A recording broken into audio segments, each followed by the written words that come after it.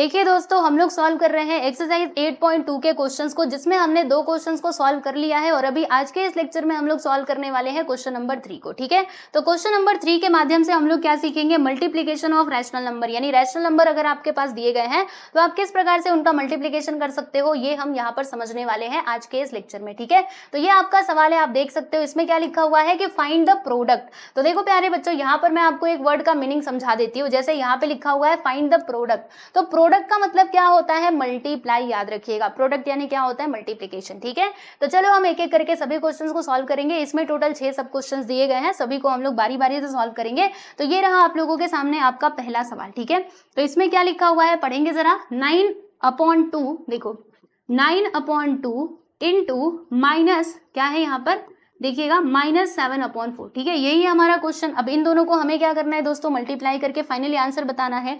तो देखो मल्टीप्लीकेशन में हमें क्या करना होता है, जो सामने सामने नंबर्स रहेंगे ना उनको मल्टीप्लाई करेंगे, यानी कि न्यूमरेटर का मल्टीप्लाई न्यूमरेटर में और डिनोमिनेटर का मल्टीप्लाई हमको डिनोमिनेटर में करना होता है। ठीक है, जैसे यहाँ पे न्यूमरेटर में क्या है 9 है तो मल्टीप्लाई, फिर यहाँ पे न्यूमरेटर में क्या है प्यारे बच्चों -7, तो यहाँ पे -7 लिख दिया। वैसे ही डिनोमिनेटर का मल्टीप्लाई, डिनोमिनेटर में क्या है 2 और इसका डिनोमिनेटर क्या है बच्चों 4 है। अब इन दोनों का मल्टीप्लाई कर दो, 9 से 1 सा कितना होता है भाई 63 होता है।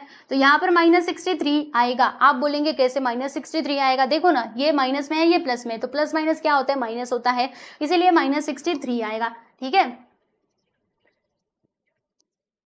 फिर यहाँ पे 2 4 से कितना हो जाएगा प्यारे बच्चों 8 हो जाएगा, और यही हमारा फाइनल आंसर होगा, क्योंकि अब ये इससे छोटा नहीं हो सकता, क्योंकि इसमें जो कॉमन फैक्टर है ना इन दोनों में बस एक ही है। ठीक है, तो यही इसका सिंपलेस्ट फॉर्म है इस रैशनल नंबर का।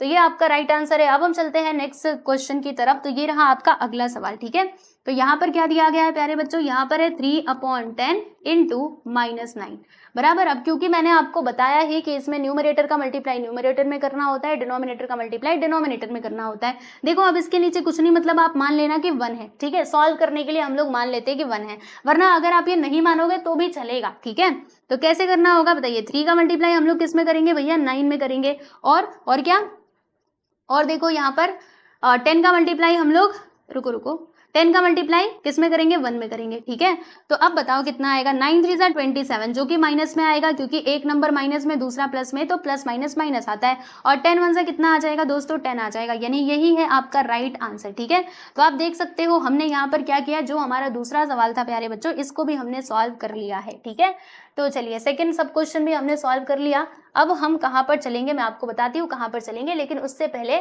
सेकंड क्वेश्चन को भी यहीं पर हम लेकर के आ जाते हैं। ठीक है, ये लीजिए, ये आपका सेकंड क्वेश्चन, राइट। तो फर्स्ट एंड सेकंड सब क्वेश्चन हमने सॉल्व कर लिया। अब हम चलेंगे हमारे अगले सवाल यानी कि थर्ड सब क्वेश्चन की तरफ। तो डोंट वरी, हम चलते हैं आगे। यहाँ पर देखिए, ये आपका थर्ड सब क्वेश्चन आपके सामने आ चुका है। अब इसे भी हमें सॉल्व करना होगा।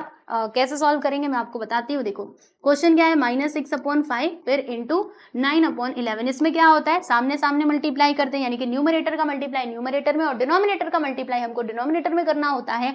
मतलब हम क्या करेंगे, देखो -6 का मल्टीप्लाई 9 में करेंगे और ये 5 का मल्टीप्लाई हमने 11 में करेंगे। ठीक है जी, चलिए अब 9 6 कितना होता है भैया 54 होता है, और यहाँ पे ये माइनस में ये प्लस में है, तो प्लस माइनस माइनस होता है, और 11 5 55। इन दोनों में कुछ और कॉमन है क्या, 1 को छोड़ करके नहीं, कुछ भी कॉमन मुझे समझ नहीं आ रहा, मतलब दिखाई नहीं दे रहा, इसीलिए -54/55 इज द करेक्ट आंसर, मतलब यही हमारा फाइनली आंसर हो जाएगा। अब हम बात करेंगे प्यारे बच्चों हमारे फोर्थ वाले क्वेश्चन की। तो ये रहा आप लोगों के सामने फोर्थ सब क्वेश्चन। ठीक है, अब इसको हम कैसे सॉल्व करेंगे, वही जैसे अभी तक कर रहे थे, 3/7 इंटू -2/5। तो डिनोमिनेटर का मल्टीप्लाई डिनोमिनेटर में, न्यूमरेटर का मल्टीप्लाई न्यूमरेटर में, यानी कि 3 का मल्टीप्लाई हम लोग -2 में करेंगे। ठीक है, ये -2 है, फिर ये 7 का मल्टीप्लाई हम 5 में करेंगे, तो 3 2 सा कितना होता है भैया बता दो 6 होता है, यानी कि यहाँ पे -6 आएगा, और 7 का मल्टीप्लाई हम 35 में कर देंगे। क्या ये इससे और छोटा हो सकता है, आपको कुछ कॉमन लग रहा है इन दोनों नंबर्स में, 1 तो कॉमन सब में रहता है, लेकिन उसको छोड़ करके कुछ और कॉमन क्या आप यहाँ पे फाइंड कर सकते हो, नहीं फाइंड कर सकते। ठीक है, यानी कि यही हमारा क्या हो जाएगा फाइनली आंसर हो जाएगा। ठीक है दोस्तों, चलिए तो फोर्थ सब क्वेश्चन में यहाँ पर होता है हमारा कंप्लीट, जिसको हम लेकर के आ जाते हैं, हाँ बिल्कुल यहाँ पे लेके आ जाते हैं। ठीक, ये रहा आपका चौथा सवाल, इसको हमने कर दिया है यहाँ पर। ठीक है, और बीच में हम खींच देते हैं लाइन। पार्टीशन कर दिया। ये देखो थर्ड और फोर्थ ये रहा आप लोगों के सामने, ठीक है। अब हम बात करेंगे हमारे अगले सवाल की, यानी कि फिफ्थ सब क्वेश्चन की। तो फिफ्थ सब क्वेश्चन ये रहा आप लोगों के सामने, देख सकते हैं। चलिए इसका भी सॉल्यूशन हम करते हैं। तो 3/11 इंटू 2/5 तो कैसे करेंगे बोलो जल्दी से। न्यूमरेटर का मल्टीप्लाई न्यूमरेटर में यानी 3 इंटू 2 करेंगे और डिनोमिनेटर का मल्टीप्लाई डिनोमिनेटर में यानी कि 11/5, ठीक है। तो कैसे होगा 3 2 6 11 5 55। कुछ कॉमन दिख रहा है, ये तो पिछले वाले क्वेश्चन में भी यही आंसर आया था 6 अच्छा वो 35 था, ये 55 है, ठीक है। तो बस ये आपका करेक्ट आंसर हो जाएगा। देख लो हमने यहाँ पे फिफ्थ सब क्वेश्चन को कंप्लीट कर लिया। अब हम बात करेंगे हमारे अगले सवाल यानी कि सिक्स्थ सब क्वेश्चन की। तो प्यारे बच्चों छठा सवाल ये रहा और ये हमारा अंतिम सवाल है। चलो हम इसको इधर लेकर के चलते हैं। कहाँ रुको मैं बताती हूँ कहाँ पे लेके चलना है।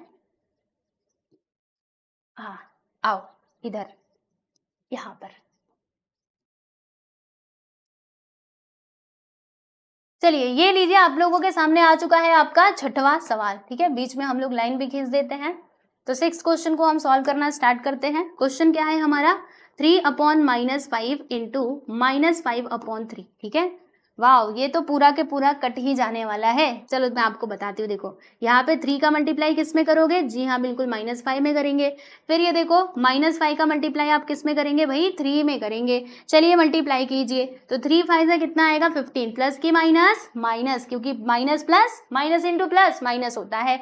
वैसे ही 5 3 यहाँ पर भी 15 आएगा। अब क्या होगा माइनस से माइनस कैंसिल, 15 से 15 कैंसिल, यानी कि यहाँ पे आंसर क्या आएगा 1/1। 1/1 का मतलब क्या होता है 1 भी आप लिख सकते हो, 1/1 लिखो या फिर आप 1 भी इसका आंसर लिख सकते हो, ठीक है दोस्तों। तो ये आपका हो जाएगा फाइनली आंसर। आप देख सकते हैं यहाँ पर हमने हमारा जो थर्ड क्वेश्चन था क्वेश्चन नंबर 3 वो पूरा कंप्लीट कर लिया है।